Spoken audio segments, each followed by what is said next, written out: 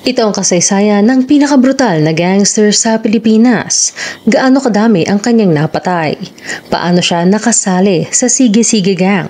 Sino ang nagtatag nito? Totoo bang may anak siyang nakulong din gaya niya? Totoo bang idinonate niya ang kanyang mga mata bago siya isinilya elektrika? Kilalanin natin si Baby Ama. Tara alamin natin sa history. Disclaimer, lahat ng aming babanggitin sa video na ito ay mapapanood at mababasa din sa iba't ibang online sites at articles. Maaari niyo ding bisitahin ang aming bagong channel na World Shocking History. Si Marshall Perez Ama o mas kilala sa kanyang alias na Baby Ama ay ipinanganak noong 1945 sa Tondo, Manila. Sa edad na 16 ay nakulong siya sa Bilibid sa may Muntinlupa dahil sa salang pagnanakaw. Sa loob ay binansagan siyang baby dahil sa pagiging baby face ng kanyang mukha. Hindi naging madali ang kanyang buhay sa loob dahil palagi siyang nakukursanadahan ng mga nauna na at mas nakatatanda niyang kakosa.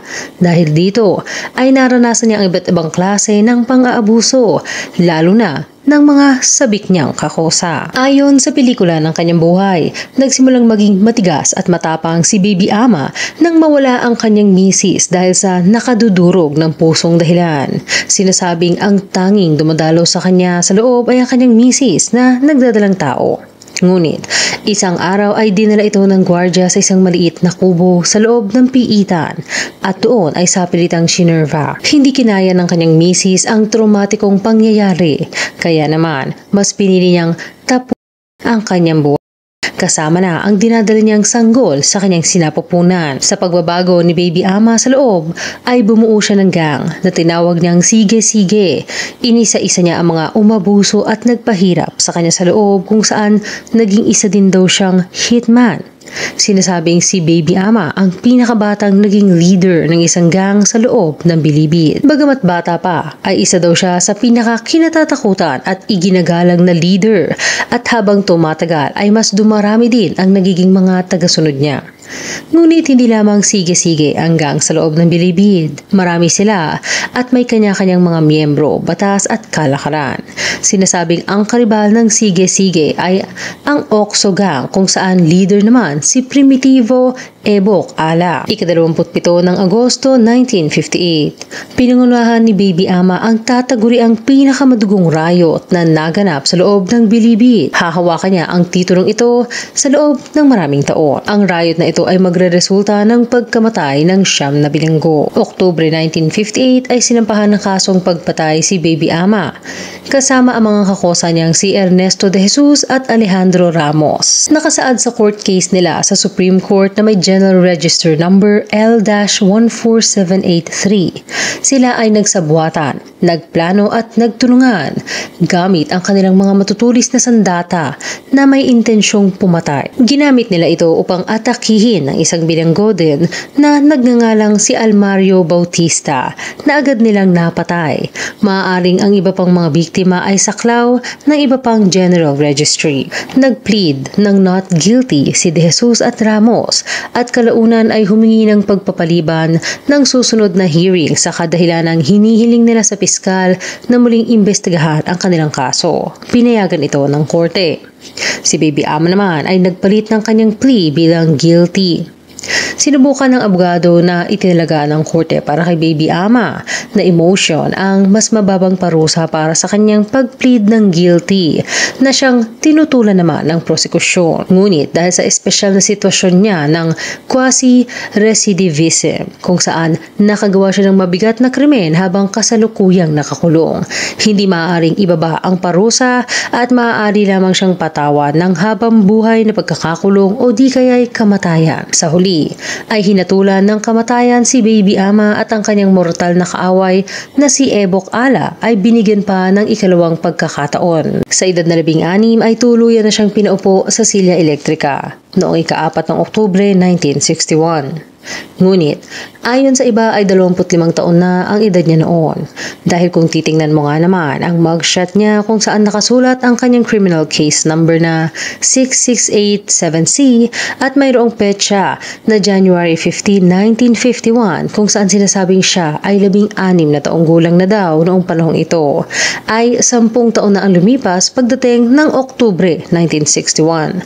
Kaya siya ay nasa edad 25 o 26 na. Ayon sa kaanak ni Baby Ama mula sa Binyan, Laguna, na na-interview ng YouTube channel na Tamago Chronicles. Hiniling daw nito na kung sakaling siya ay mahahatulan ng kamatayan, ay i-donate ang mga parte ng kanyang katawan na mapapakinabangan pa ng iba upang maibsan ang konsensya niya sa mga napatay sa loob ng bilibid. Isang babae daw ang nakatanggap ng kanyang mga mata, kaya naman bulag na daw ito nang dinala sa silya elektrika. Naisa pelikula pa ang kanyang talambuhay noong 1976. Pinamagatan itong si Baby Ama, kung saan ang gumanap sa kanyang karakter ay ang sikat na action star na si Rudy Fernandez at ang sexy star na si Alma Moreno naman bilang kanyang asawa. Nasundan pa ito taong 1990 ng pelikulang Anak ni Baby Ama, kung saan ginampanan naman ng action star na si Robin Padilla ang pangunahing karakter. Ang kwento naman ng pelikulang ito ay patungkol sa anak na lalaki di umano ni Baby Ama na ang pangalan ay Angel. Nasundan pa ito ng Hari ng Zelda, Anak ni Baby Ama 2 noong 2002 kung saan muling ginampanan ni Robin Padilla ang bida. Ngunit ang tanong, kung sa totoong buhay ay may anak nga ba si Baby Ama? Isang lalaki na nagpakilalang pamangkin sa pinsan ni Baby Ama na nakatira din sa Laguna ay pinatunayan at pinabulaanan ang ilang mga detalyeng tinanggap na ng marami. Sinabi niyang walang anak si Baby Ama. Wala din daw itong asawa, pero mayroon daw itong mga nakaka-live-in dahil magandang lalaki.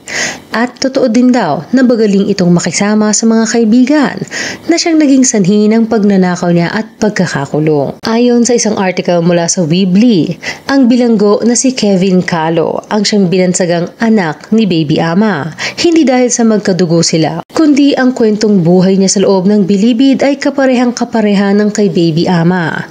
Nakulong siya sa teritoryo ni Baby Ama sa bilangguan at naging leader din doon. Pareha din ang naging dahilan na kanilang katapusan, ang silya elektrika. Kilalanin naman natin ang karibal ni Baby Ama na si Ebok Ala. Si Primitivo Ala alias Ebok ay tubong Leyte. Gaya ng iba pang hindi pinalad sa buhay ay ipinanganak siya sa isang mahirap na pamilya. Nakakaaraos lamang sa araw-araw, ngunit dumating ang panahon na nagkasakit ang kanyang ina. Walang impormasyon kung nasaan ang kanyang ama at kung mayroon ba siyang kapatid. Dahil sa dinanas na pagsubok sa buhay nilang mag-ina ay napilitan si Ebok na maghanap ng mapagkakakitaan upang may maipambili ng pagkain at pati na rin ng gamot ng kanyang ina. Ngunit dahil bata pa ay hindi siya makakuha ng regular na trabaho, kaya naman kasama ang kanyang nakababatang pinsang si Alex Ala ay napilitan silang tahakin ang landas ng pagnanakaw. Ngunit hindi nagtagal ay nahuli sila ng mga pulis, nahatulan at kinulong sa Muntinlupa. Dahil medyo may itsura at mga bata pa ay madalas silang makursunadahan ng mga sabik na kakosa. Sinabing si Ebok ay naging isa sa paboritong sa loob. Wala siyang magawa kundi tanggapin lamang ang mga dinaranas na pang-aabuso kaysa sapitin ang sakit ng katawan. Ginawa din silang utusan ng mga nagpapalakad na gang sa loob. Ang tinatawag na mga mayores o leader sa loob. Sila ang namamalakad sa kalakaran, extortion, pagpasok ng mga bisyo at pagtatalaga ng mga tao mula sa pagluluto, pagbabantay at hanggang sa mga iba pang gawain sa loob ng bilibid. Sa paglipas ng panahon ay naiipon din ang hinanakit ni Ebok sa loob, kung saan naobserbahan niyang ang naghahari ay ang mga taga-Manila at ang mga nagsasalita ng Tagalog. Maging ang mga bagong pasok na Tagalog ay mas mabilis matanggap sa mga gang na nagbibigay ng proteksyon sa kanila bilang mga miyembro. Bagamat alam niyang hindi magiging maganda ang resulta ng paglaban, ay naisip niyang gumawa ng gang na binubuo ng mga probinsyano gaya niya. Nakapag-recruit siya ng mga inmates mula sa Visayas at Mindanao na nagnanais na din ng pagbabago. Dito nabuo ang OXO Gang. Sinasabing ang ibig sabihin nito ay Regional Ex-Convict Organization.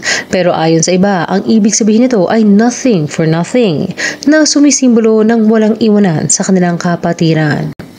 Mayroon din silang mga mangilan-ngilang miyembrong Tagalog na sa kanila sumali dahil hindi nila nagugustuhan ang palakad sa iba pang mga gang. Pero mas mahigpit ang paghimay nila sa pagkatao at intensyon ng mga ito. Tinapatan ng OXO ang mga gawain ng karibal nitong gang na sige-sige. Mayroon silang mga nakatoka sa kusina at sa mga extortion, proteksyon at kalakaran ng bisyo sa loob. Nakibahagi si Ebok sa napakaraming kaguluhan at aktibidad ng mga gang sa loob ng Bilibid. Ayon sa website na Lawyerly, habang nakakulong ay kinasuhan siya ng pagpatay kasama ang isa pang bilanggo na si Nicolas Mojica. Matapos nilang pagtulungang patayin ang bilanggo na si Ruperto Artus na miyembro ng Sige-Sige Gang. Nakasaad dito na noong ika-24 ng Marso 1954, pasado alas 4 ng hapon ay napag-alaman nilang pinatay ng ilang mga miyembro ng mga Sige-Sige Gang si Gabriel Buklatin na isa din sa mga leader ng OXO Gang. Nang malaman ni Mojica at Ala ang nangyari ay nagdesisyon silang ipaghiganti si Buklatin sa pamamagitan ng pagtumba kay Ruperto Artus na iniisip nilang miyembro ng Sige-Sige. Pagdating ng 6 p.m. ay nakita nilang nakatayo si Artus sa isang selda at pinagtulungang saksakin hanggang sa bawian nito ng buhay. Pinatawan sila ng kamatayan. Ngunit alam naman ng karamihan na si Ebok Ala ay nabigyan ng pangalawang pagkakataon. Walang article o balita na madaling mahalungkat sa internet ukol sa kung siya ba ay nakalaya o habang buhay na nakulong. Ngunit mayroong isang interview sa isang matanda ng lalaki na di umano ay si Ebok Ala na interview ng YouTube channel na Tatong Kalye. Dito ay sinabi ng nagpakilalang si Ebok Ala na 13 taon lamang siya nang makulong dahil sa pagnanakaw. Ang kaso na alam ng lahat sa kanya. Una na daw siyang dinala sa Mandaluyong, ngunit hindi tinanggap dito dahil nakapatay na daw siya, kaya itinurn over siya sa Muntinlupa. Naabutan pa nga daw niya doon si Nardong Putik. Ayon sa kanya ay napakagulo daw sa loob. Parati daw may kantsawan at away, nagbabatuhan, ambush, tagaan at maging sa kanilang pagtulog na siksikan ay maaari kang masaksak na lang ng iyong katabi. Paramihan daw sila ng napapatay at labo-labo na. Bilang disiplina ay papatayin ka daw niya sa palo. Kapag hindi mo kinaya ang 100 takal ay paaalisin ka niya sa kanyang grupo. Sa kanyang naaalala ay 2 beses lang daw talaga silang nagkaharap ni Baby Ama, pero hanggang kantsawan lamang at hindi umabot sa pisikalan dahil hindi naman daw nagtagal ang buhay nito para magkainitan pa sila. Hindi niya alam kung ilang taon ang tanda o bata ni Baby Ama sa kanya. Taong 1991 daw siya nakalaya sa tulong ng isang director na pinangalanan niyang General Guena. Ayaw daw sana niyang maisapelikula ang kanyang talambuhay dahil mayroong mga idinadagdag dito na hindi maaaring gawin sa totoong buhay. Pero inalok daw siya ng pera ni John Regala kaya pumayag na din siya. Hanggang dito na lang. Kayo, anong masasabi nyo sa kasaysayan ni Baby Ama? I-comment lamang ang inyong opinion sa ibaba. Salamat sa pakikinig. Huwag kalimutang mag-subscribe sa aming channel at i-click na rin ang notification bell.